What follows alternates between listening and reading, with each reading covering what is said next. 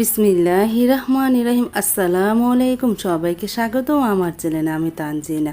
এই ভিডিওটা গতকাল রাত্রের ভিডিও। গতকালকে তো অন্থুন আর থাই স্যুপ বানিয়েছিলাম। বানাতে বানাতে প্রায় আমার 9টা বেজে গেছে, তখন আর তোমাদের ভিডিওটা শেয়ার করতে পারিনি। তাড়াতাড়ি সন্ধ্যার সময় গতকালকে ভিডিও শেয়ার করেছি, এজন্য অন্থুন আর স্যুপের ভিডিওটা আজকে শেয়ার করলাম। আমি অন্থুনগুলি বানিয়ে নিতেছি, আস্তে আস্তে ভেজে নেব। আর আমি কিভাবে বানাই সেটা তোমাদের সাথে একটু শেয়ার করলাম। এই যে রুটির মতন বানিয়ে নিলাম প্রথম। আর কিমাটা আমি সেদিন মাংসের কিমা মানে বোড়া বানিয়েছিলাম, সেখান থেকে কিমাটা কিছু তুলে রেখেছিলাম। এই যে ভিতরে পুরটা, এখন ওই পুরটাকে এখানে দিয়ে দেবো। এখানে বুকের মাংস আছে মুরগির, আর তার সাথে কাবাবের মশলা দিয়েছি, পেঁয়াজ দিয়েছি, কাঁচামরিচ দিয়েছি। মানে সেদিন যে মাংসের বোড়া বানিয়েছিলাম সেই বোড়ার কিমাটা আমি একটু তুলে রেখেছি। আজ অন্থনের মতন করে, মানে অন্থনের ভিতরে দিয়ে বানাচ্ছি। কীভাবে বানাচ্ছি, রুটিটাকে প্রথম গোল করে নিয়েছি, তারপর এইভাবে ভিতরে দেওয়ার পর এইভাবে দিয়ে দিলাম একটু পানি দিয়ে, তারপর এইভাবে একটা পেস্ট দিয়ে দিই। এইটাই অন্থন। অন্থন যেভাবে পেঁয়াজ দিয়ে বানাতে পারো, কোনো অসুবিধা না। আমি এভাবেই দিই। আরও কয়েক পদের পেঁয়াজ আছে, আমি দেই না। আমার কাছে সহজ লাগে। তারপর তেল তো গরম হয়ে গেছে, আমাকে সাহায্য করতেছে আমার হাজব্যান্ড। আমি বানাচ্ছি আর আমার হাজব্যান্ড মানে তেলের মধ্যে ছেড়ে দিয়ে ভেজে দিতেছে অন্থনগুলো। আর আমি অন্থন বানানো শেষ হলে আমি স্যুপটা বানাবো, কিন্তু স্যুপের রেসিপিটা দিতে পারি না। আমার সব কিছু গোলানো শেষ হওয়ার পর মনে পড়েছে আমি না স্যুপের রেসিপিটা দিব। আমি আরেকদিন যখন বানাবো সেদিন তোমাদের অবশ্যই স্যুপটা কিভাবে বানিয়েছি সেই রেসিপিটা তোমাদের সাথে শেয়ার করব। আর আমার তো থাই পাতা আছে, আমি তো বিকেল দিক থেকে গতকালকে থাই পাতা ছিঁড়ে এনেছিলাম। তারপর তো অন্থনগুলো প্রায় ভাজা হয়ে আসতেছে, একটু পরে তুলে নিবে। আর আমি তো চুলায় থাই স্যুপটাও বসিয়ে দিয়েছি। এই যে এখন তুই বলক আসেনি, বলক আসলে প্রায় হয়ে যাবে। থাই স্যুপ হতে বেশি সময় লাগে না।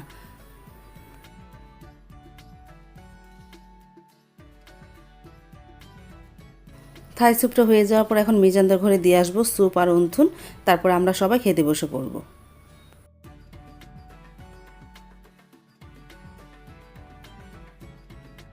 আমরা সবাই ড্রয়িং রুমে বসে পড়েছি স্যুপ আর অন্থুন নিয়ে। আমি বাটিতে বেরিয়েও ফেলেছি।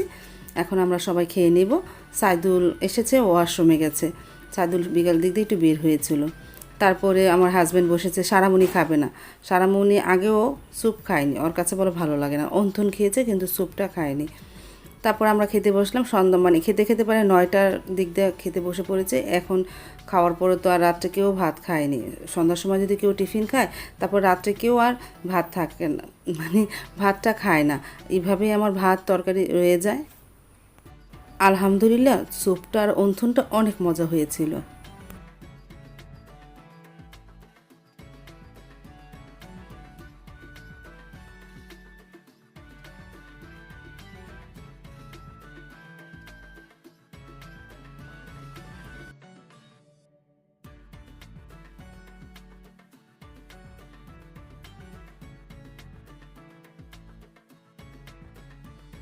শুভ সকাল। সকালে নাস্তাটা তো খাওয়া হয়ে গেছে, আর আমার চাচতো ভাই এসেছে, ওকে আম কেটে দিলাম, ও আম খেয়ে নিতেছে।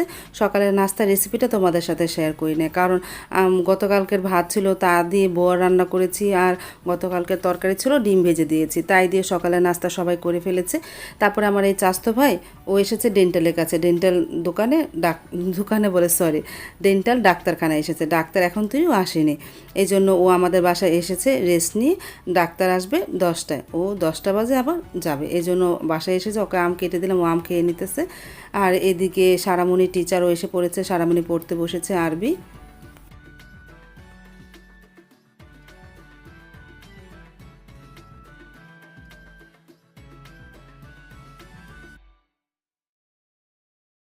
আজ সকাল থেকে ভালোই রৌদ্র উঠেছে। মিজানদের ছাদে হলুদ আর মরিচ রৌদ্র দিয়ে গেলাম।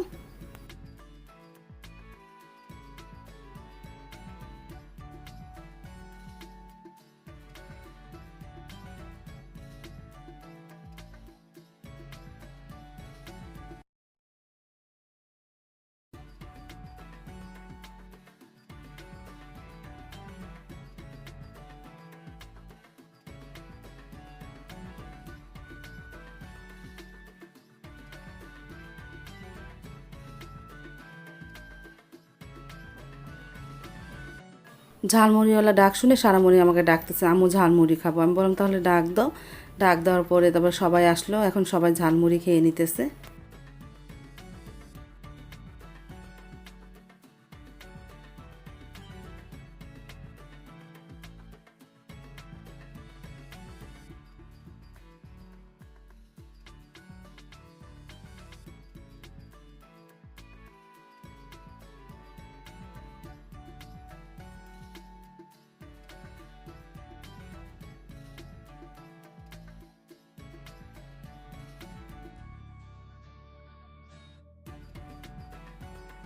আমি তো সকালে উঠে মৃগেল মাছটা ভিজিয়ে রেখেছিলাম, আজ মাছে লবণ দেব। লবণ কিভাবে দেই এই জিনিসটা তোমরা সবাই জানতে চেয়েছো, এই জন্য আমি একটা দহির মধ্যে মাছগুলো নিয়ে নিলাম।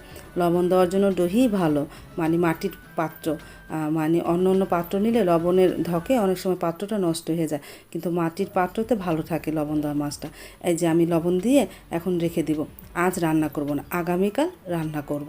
এটাই হলো লবণ দেওয়া মাছ। আর এই মাছটা ফ্রিজে রাখতে হয় না, বাহিরে রাখতে হয়, তাহলে খেতে ভালো। ফ্রিজে রাখলে আরও শক্ত হয়ে যাবে, বাহিরে রাখলেও লবণ দিলে তো এভাবে মাছটা শক্ত হয়ে যায়। ফ্রিজে রাখতে হয় না, কারণ লবণদার মাছে আলাদা একটা ঘ্রাণ আছে, সেটা ফ্রিজের মধ্যে হয়ে যাবে। তুমি বাহিরে রাখবা সবসময় তোমরা। আমি এখন বাহিরে রেখে দেবো, আগামীকাল পাতা দিয়ে রান্না করব। দেখি কি পাতা দিয়ে রান্না করি। তারপর তো দুপুরে রান্নার জন্য আমি সব কিছু গুছিয়ে নিলাম, কি কি রান্না করব। আমি এই যে কাতল মাছের মাথা বের করেছি, উস্তা দিয়ে আলু দিয়ে ভেঙে রান্না করব। তারপরে নদীর পাবদা মাছ বের করে রেখেছি, আমি ভুনা করব, পাট শাক ভুনা করব, আর মানে পুয়ের ডোগার ডাল রান্না করব।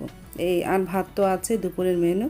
তারপরে দেখি হঠাৎ করে গুড়ি গুড়ি বৃষ্টি পড়তেছে, তাড়াতাড়ি ছাদে চলে গিয়েছিলাম। ছাদে যে সব মরিচ হলুদ উঠে নিয়ে আসলাম, কারণ বৃষ্টিতে ভিজে যাবে। হঠাৎ রৌদ্র, আবার হঠাৎ বৃষ্টিও নামে, গুড়ি গুড়ি বৃষ্টি হয়েছে, আকাশটা মেঘলা হয়ে। তাড়াতাড়ি মরিচ আর হলুদ নিয়ে আসলাম। তারপর তো রান্নাটা শুরু করে দিলাম। আমি পাশ শাকটা বসিয়ে দিয়েছি, আর পাশের চুলায় ভাতটাও বসিয়ে দিয়েছি। পাঁচ শাকটা মানে আস্তে আস্তে মরছে, পরে বাগার দিব। রসুন, শুকনা মরিচ, পেঁয়াজ, কাঁচামরিচ দিব, সবই দেবো। আমি প্রথম লবণটা সিদ্ধ করে নিই, বাগারের সময় সব কাঁচামরিচ, পেঁয়াজ সব দিই। আর ডোগার ডালটা প্রেসার কুকারে বসিয়ে দিলাম। আমি এখন ঢাকনাটা লাগিয়ে দেবো, 2-3টা সিস হলে নামিয়ে ফেলবো। আর পাঁচ শাকটাও বাগার দিয়ে ফেলেছি। এই যে এই চুলায় পাঁচ শাকটা বাগার দিয়ে, না, চুলার থেকে নামিয়ে ফেলেছি। ভাতটা তো এখন তৈরি হচ্ছে চুলায়, আর পাঁচ শাকটা নামিয়ে ফেলেছি। তারপরে পাবদা মাছটা এখন মেখে ঝুঁকে চুলায় বসিয়ে দেব। এই যে আমি পেঁয়াজ, কাঁচামরিচ, লবণটাকেই আমি পেঁয়াজটা হালকা একটু মথে নিয়েছি লবণ দিয়ে। তারপরে আর লবণ দিতে হয় না। এখন পেঁয়াজ, কাঁচামরিচ নিয়েছি, টমেটো নিয়েছি, তারপরে একটু হলুদের গুঁড়া, মরিচের গুঁড়া, ধনিয়ার গুঁড়া, আদা রসুন, আর দিলাম তেল। এখন ভালোভাবে মেখে চুলায় বসিয়ে দিব। মাখা চোখা তরকারি, মানে পাবদা মাছ, কাজলি মাছ, এগুলো মাখা চোখা রান্না করলে ভালো লাগে, মানে হাতে মাখা রান্না করলে খেতে ভালো লাগে। আমি সবসময় এই পাবদা মাছ, কাজলি মাছ, মানে বেশিরভাগ মাছই আমি মেখে ঝুঁকে রান্না করি। আমার হাজব্যান্ড খুব পছন্দ করে। আমি ভালোভাবে মেখে নিতেছি, তারপরে পরিমাণ মতন একটু পানি দিয়ে চুলায় বসিয়ে দিব।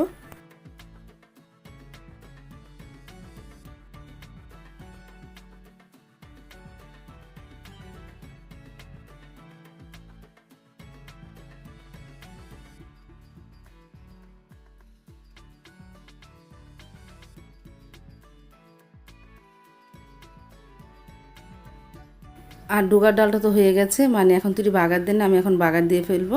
আর চুলায় মানে কাতল মাছের মাথাটা রান্না করব, মশলাটা ভালোভাবে কষিয়ে নিতেছি। পরে কাতল মাছের মাথা আর আলু দিয়ে দিব। তারপর ওইটাকে আলু আর কাতল মাছটা কষিয়ে নিব, তারপরে ওস্তা দিয়ে দিব। এই রেসিপিটা তো তোমাদের সাথে এর আগেও শেয়ার করেছি। আর পাশের চুলায় হচ্ছে পাবদা মাছটা প্রায় হয়ে গেছে, আমি নামিয়ে ফেলবো। আঠালো ঝোল হয়ে গেছে।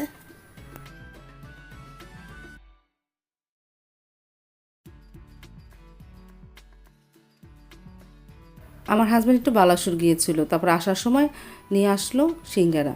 মাকে দিলাম, আর এখন ইভাকে দিয়ে আসতেছে সিঙ্গারা।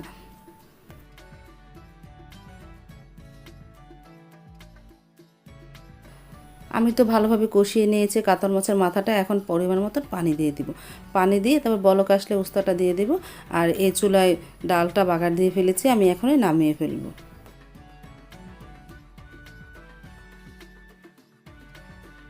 দুধ নামিয়ে রেখেছিলাম, এখন জাল দিয়ে নিতেছি। আর লাচ্ছি সেমাই ভিজাবো, ফ্রিজে তো অনেক দুধ জমে আছে, আস্তে আস্তে বের করে খেয়ে ফেলতেছি।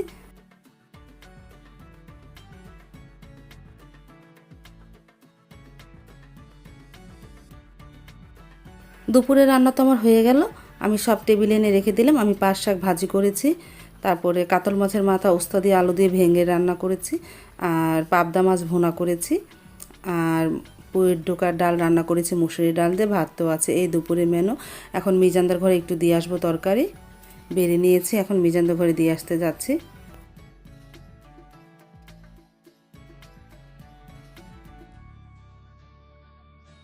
মা তো চলে আসলো প্রতিদিনের মতন বাবার খাবারটা নিয়ে যাওয়ার জন্য, দুপুরের খাবারটা।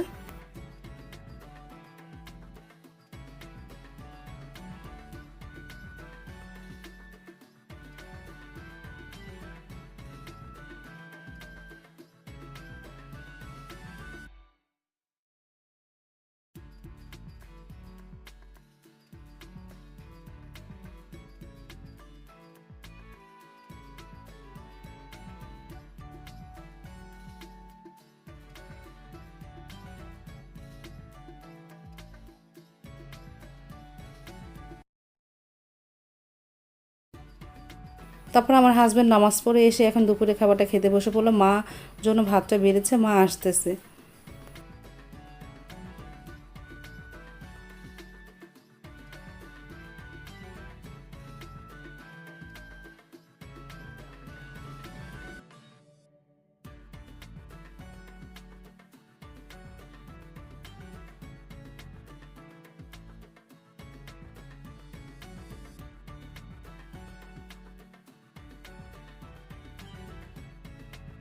বিকেল দিদি একটা পুডিং বানালাম, পুডিংটা হয়ে গেছে, এখন আমি নামিয়ে ফেলেছি প্রেসার কুকার থেকে। ঢাকনাটা তুলে এখন পুডিংটা বের করব।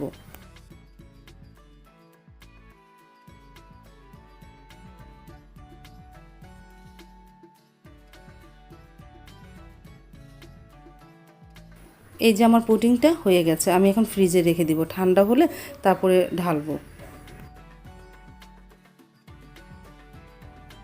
ঠান্ডা হওয়ার পর পুডিংটা ঢেলে নিলাম। ওপরে ক্যারামেলটা কেমন হয়ে গেছে, আজ পুডিংটা তেমন একটা সুন্দর হয়নি, ভালো হয়নি, আর ভালোভাবে জমেনি। কারণ আজ আমি গতকালকে থাই স্যুপ বানিয়েছিলাম, সেই স্যুপের যে সাদা অংশ ছিল সেই অংশটুকু, ডিমের সাদা অংশ ছিল সেই অংশটুকু দিয়ে আজ পুডিং বানিয়েছি। এই জন্য নাকি আজ ভালো করে জমেনি, দেখো অল্পতেই ভেঙে যায়। তারপরে মিজানদা ঘরে একটু দিয়ে আসবো। আজ তাহলে এই পর্যন্ত, দেখা হবে আগামীকাল নতুন আরেকটা ব্লগ নিয়ে। আল্লাহ হাফেজ, আসসালামু আলাইকুম।